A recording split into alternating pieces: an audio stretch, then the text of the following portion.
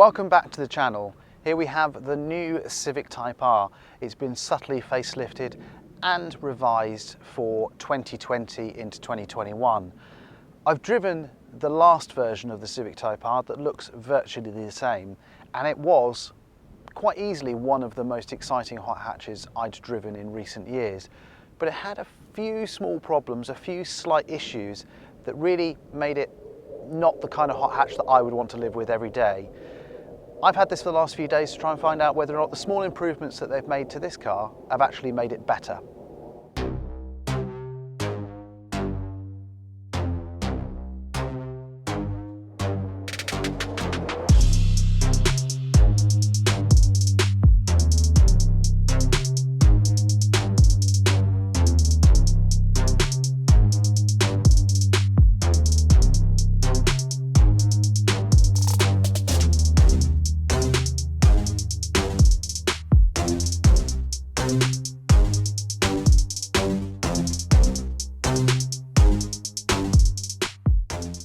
There are three versions of the Civic Type R. You've got this, which is the sort of standard version, the aggressive looking styling and all of the bits that you've come to expect from the modern Type R.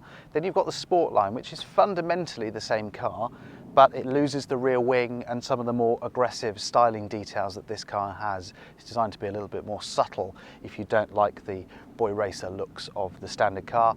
And then you've got the limited edition, which is a stripped out limited run ultimate version of this Type R. It's reported to be fantastic to drive.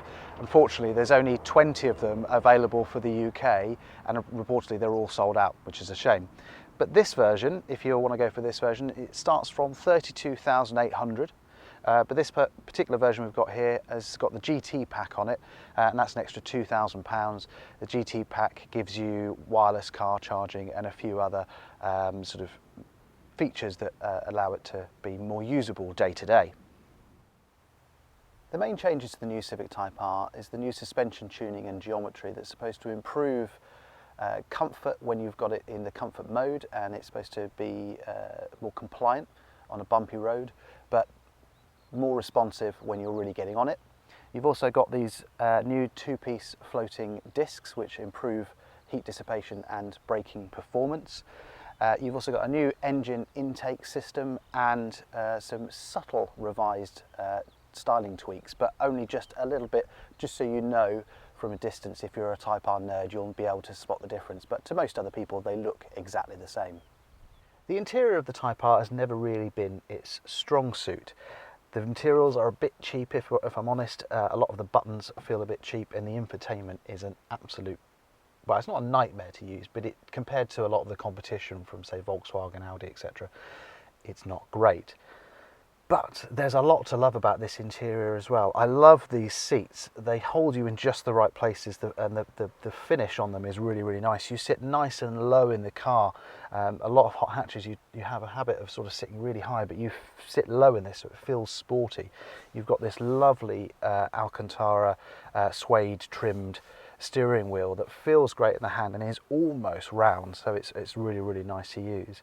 And then you've got this beautiful teardrop manual gear stick that is attached to, I think, possibly the best gear change in the business right now.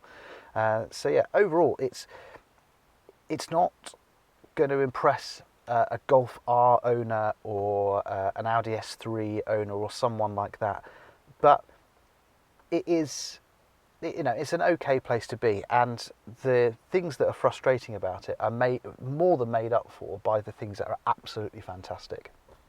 When I drove the pre-facelift version of the Civic Type R, it was almost like it was too powerful for its own good. It was fun, exciting, but a little bit too much most of the time, and you had to find the right road to really sort of get the most out of it. I find this version is far more exploitable and far more usable. My default mode, actually, for a lot of the Norfolk B roads that I've been driving around has actually been comfort. Sort of slacken off the suspension, make it a little bit more compliant. And it's just as fast, it's still blisteringly fast. Yes, the throttle map is a bit different and the steering's a little bit lighter, but you can still enjoy the performance of this car. And then when you've got a slightly smoother road, you can stick it into sport mode. Now there is an R plus mode, but I find that, to be perfectly honest with you, that particular mode is just too harsh for British roads, and I don't think it's really designed to be used on British roads. It's a track mode. You know, if you want to take this car on track, you put it in the plus R mode, and you're going to get the most out of this vehicle. And I imagine, I haven't driven one of these on track, but I can imagine that it's absolutely fantastic, an absolute riot to drive on track, and probably at the moment the best front wheel drive hot hatch that you can drive on a track, you know, full stop really. What is largely unchanged from the last version of the Civic Type R is the drivetrain, and that's a fantastic thing.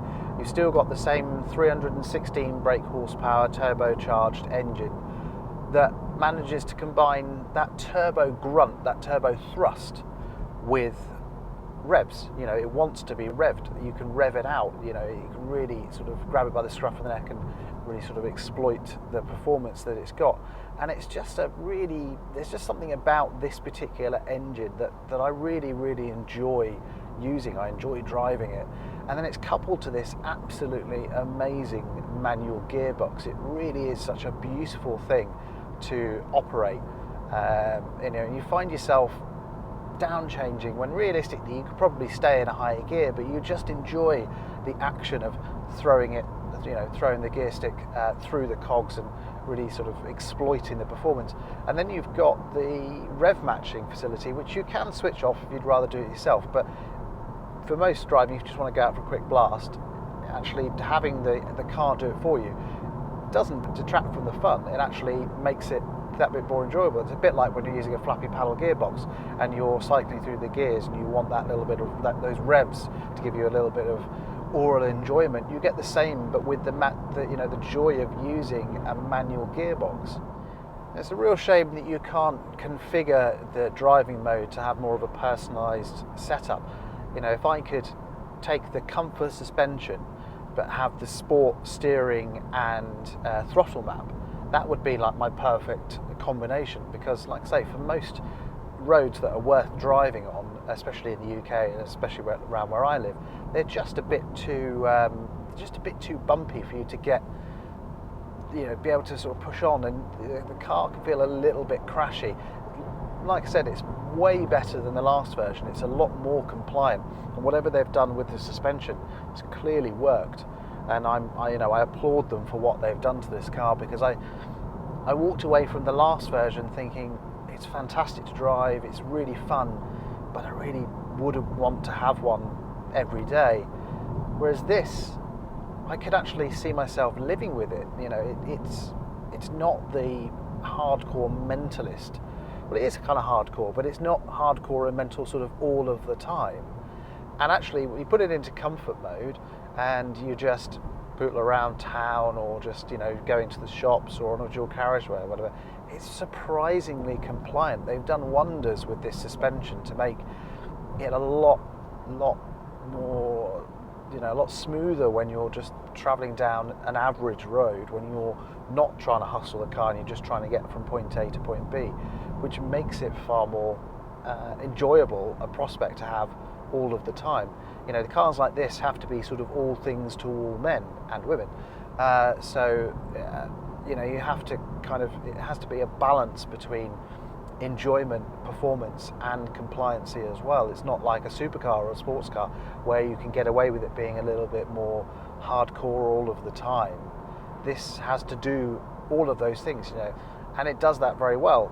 In the boot, you know, you've got a massive boot, you've got plenty of space in the rear seats. It's a very usable car. You know, it's a Civic. You know, Civics are quite big these days. I mean, I remember when I was at school, I desperately wanted a Civic VTI. There was no way I was ever going to get insurance on one. They were quite a small car back then, but now, you know, this is proper sort of golf-sized, and the practicality of it is surprisingly good. Fortunately, the one thing I really can't get on board with is still the way this thing looks. You can get the Sportline version, which is a little bit more, you know, it's a little bit less in your face.